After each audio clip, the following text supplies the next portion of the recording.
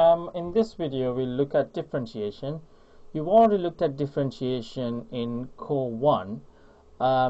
You basically use differentiation to work out the gradient at a given point. So you mostly use differentiation with quadratic functions. So this is a quadratic function. An equation for this would be y is equal to x squared plus 3x plus 2. So if you were to differentiate this, I hope you remember how to differentiate. You take away one power from the power that is already there on the x, and then the resultant power would be the previous power would be the coefficient of the new term, x term. So you make the previous power the coefficient, and then you take one away from the power that is already there. So that's 2x, and then here the power that is already there is 1. That coefficient times the coefficient that is there already, so that's 1 times 3, that's 3. And then you take away 1 from the coefficient, the power that is there already, so that is 1 minus 1. That's x to the power 0, and x to the power 0 is 1. So your x disappears. Constant terms, when you differentiate, they disappear. Alright, so you don't differentiate constant terms. So that's the differentiation of this. So if I said, okay, if I make a quick sketch of this, quick sketch. Let me change the color of my pen so I can draw the axis. Probably looks something like this. So its intercept is at 0, 2. So if I asked you what the gradient is at the intercept, so that's x is equal to 0. So that would make dy by dx equals 3. Okay.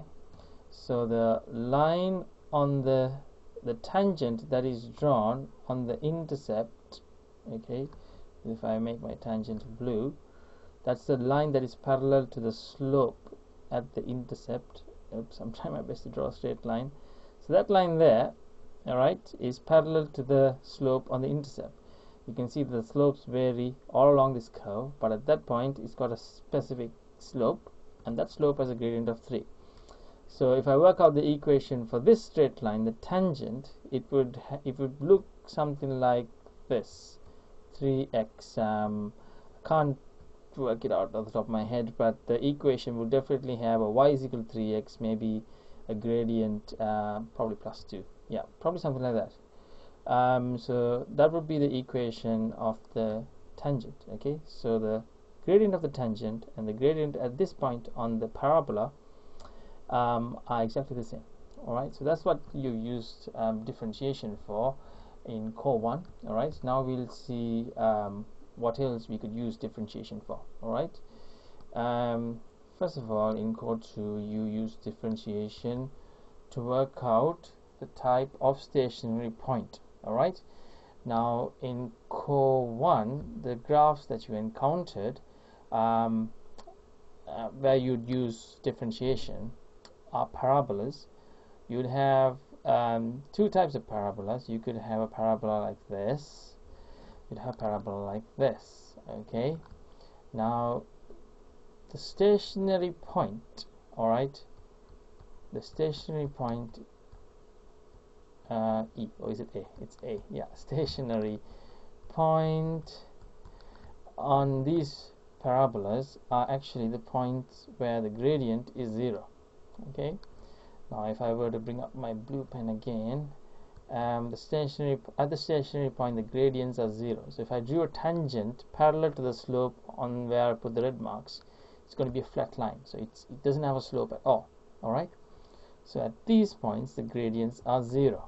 Okay, so that makes, well, the previous equation, when I differentiated the equation of that parabola, dy by dx, I had 3x. 1 second. It was 2x plus 3. Okay, so that's the equation I had before, of a parabola that looked like this. This is a U-shaped parabola. Okay, the equation of the gradient was this. Okay, so the stationary point I can figure out by substituting 0 for my gradient, because I know my gradient is 0. Alright, so if I substitute 0, 2x plus 3, x will be equal to negative 1.5. Alright, so at x is equal to negative 1.5, I've got a gradient which is 0, and that's my stationary point on this graph. Okay, right, at x is equal to negative 1.5. Okay, the same thing you do here. If you had an equation for its equation of this curve, you would differentiate it and you would equate that to 0, and at that point of x you'd find its stationary point. Okay, but these two stationary points are different. Okay, one's called a minimum, alright, because you're at the lowest point of the valley, so that's a minimum point. That one's called a maximum. Alright, so with parabolas, well, there is really no confusion. I mean, by looking at the graph you'd be able to work out straight away what type of stationary point it is, whether it's a minimum or a maximum. Okay, but let's just say that you didn't know what the shape of the parabola would be by looking at the equation. Let's just say you didn't know whether this equation was like this or was like this. You just didn't know, you forgot about it. Alright, so now after differentiating this, so you get 2x plus 3, you equated it to 0, and you got x is equal to minus 1.5. Alright, so you don't know whether it's a minimum or a maximum. Well, we know definitely it's a minimum, but let's just say you didn't know the shape of the graph. Okay, now this is where you do something called the second derivative. Okay, so you differentiate the differential. Okay, so what you have here, you differentiate that again. Alright, so I differentiate my derivative. Okay, so if I differentiate this again, the symbols I use, pay close attention now, is d squared y and dx squared. So that's my differential of my differential. Alright, so this is the second derivative.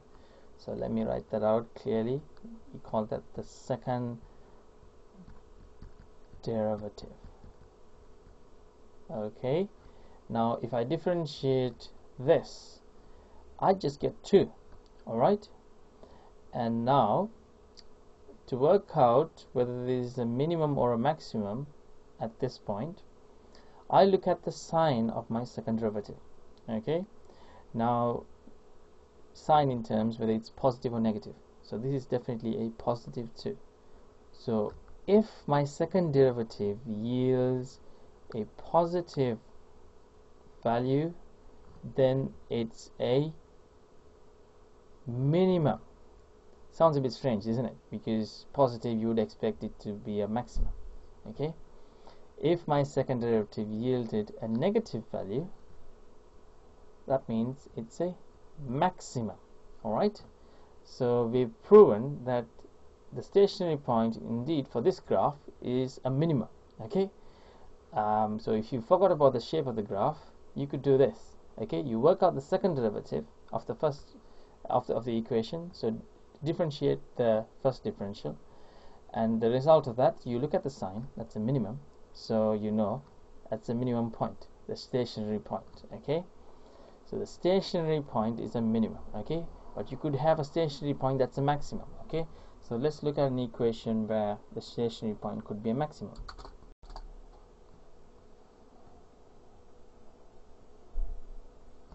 Okay, let's look at this equation. Y is equal to minus x squared minus 3x minus 2. Alright, this is basically a reflection on the x-axis of the previous graph. Okay, so the graph's going to look like this. So you definitely know that the stationary point is going to be a maximum, because yeah, this is a hill. Alright, so it's definitely be a maximum. But let's just say you didn't know this, you didn't know the shape of the graph.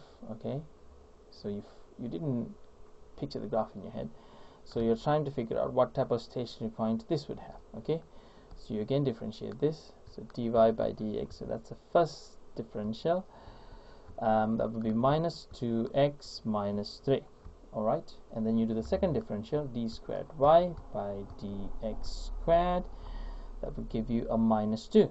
Alright, so the sign of the result of the second differential is negative. And we said if the second differential had a negative value, then it's a maximum. So the type of stationary point this has, that's a maximum. Okay, so I'll repeat that once more. Okay, it takes a while for you to remember this. Okay, if the second differential gives you a positive result, it's a minimum point. If the second differential gives you a negative result, it's a maximum. Alright, remember that. Now we'll look at a cubic graph. Okay, now from core 1 again, you know how a cubic graph looks like. Cubic graph looks like this. So it has a maximum and a minimum. Alright, so it has two stationary points. Okay, cubic graph has two stationary points. Okay, there is another type of cubic graph that you rarely come across, which looks like this. We'll look at that in a minute, but for now we'll look at this. Okay, most of the cubic graphs look like this. Okay, now so I'll give you an equation for a cubic graph. So y is equal to x cubed minus x squared minus x plus 1. Okay, so now to work out the stationary points, differentiate this first. Okay, so that's the first differential. So at the stationary points, the gradients are equal to 0.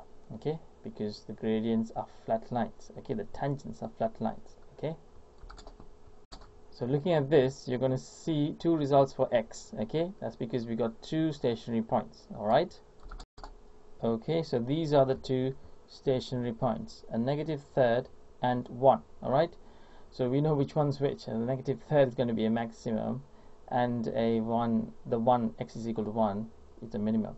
Let's just say you didn't know how to sketch this, okay, and you'd have to figure out which one's a minimum and which one's a maximum. Alright, what do? We do the second derivative. Okay, so we do the second derivative of the equation. So we differentiate the first derivative again. Alright, and this is what you get.